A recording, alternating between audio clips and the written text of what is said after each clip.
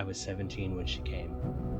I'd been living with my abusive mother for 17 long, painful years.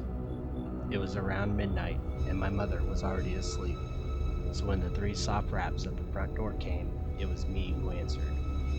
An odd-looking little girl stood there, with cheeks pale and colorless, blonde hair and braided pigtails, pink dress torn a little at the hem, feet bare and turning slightly blue from the cold of winter, and black eyes. Fathomless, deep black eyes. I quickly let her in, thinking of how horridly underdressed she was. It wasn't until later I'd wondered why she'd not been shivering, or even questioned as to why she was here in the first place. I got her into the living room, wrapping her little form in a thick afghan my grandmother knitted. She held it, though it didn't seem to affect her, and I smiled. "What's your name, sweetie?" A long silence passed, in which she stared at me. I was beginning to be discomforted by her black gaze when she parted her lips and spoke in a soft voice. "Lacey Morgan." I nodded, smiling again. "You can stay here tonight, Lacey," I said, motioning to the couch. She curled up in a little ball, black eyes still on me, and I exited the room. That night I slept soundly, not worrying about my mother berating me with the strange little girl on my couch. When morning came and I trudged into the kitchen, I was greeted with a coffee mug to the shoulder. I gave a feeble shout of pain, staring at my mother. "What the hell did you do? Why is there dirt on the couch?"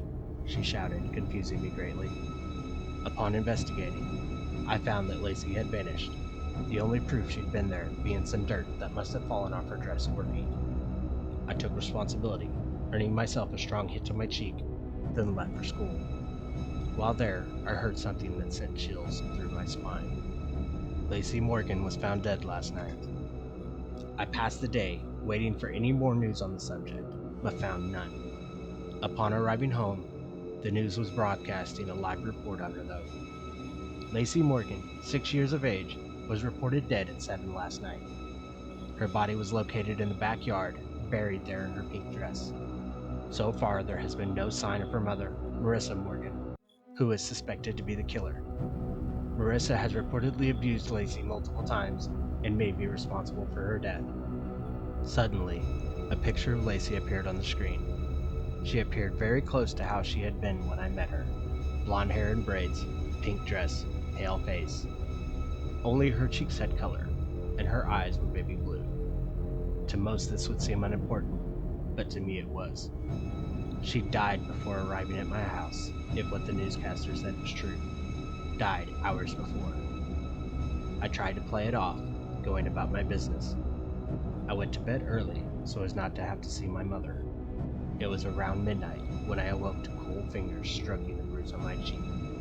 I sighed, leaning into the small hand. "Never again," Lacey whispered, before her hand vanished. Not 10 minutes later, I heard my mother screaming. I rushed into her bedroom, nearly fainting at what I saw. My mom was thrashing wildly on her bed, a small creature having buried its face into her chest. I could hear the sound of flesh tearing, and my mother's screaming increased in volume. I wished I hadn't gotten up. Later on, I'd tell myself I hadn't, but I had.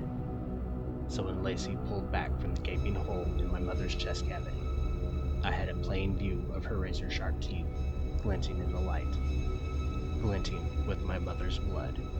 She smiled innocently at me for a moment, before swiftly tearing out my mother's jugular. That time, I did faint. When I came to, I was in my bed. I walked to my mom's room, morbid curiosity getting the best of me. Upon opening the door, I found the room empty. The bed made neatly, as if my mom had left for work early.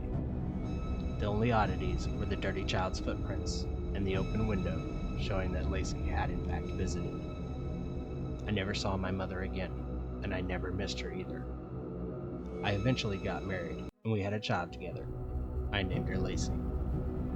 Recently, I noticed the neighbor's daughter has all sorts of scrapes and bruises on her arms. I've started watching their home, and the other day I saw something odd. A little girl running barefoot through their backyard up to their back door. It was around midnight, so I couldn't be for sure, but I thought she met my eyes with her black ones. and I could swear she mouthed 2 words at me: never again.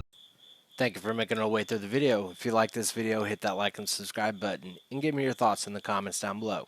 And as always, until next time.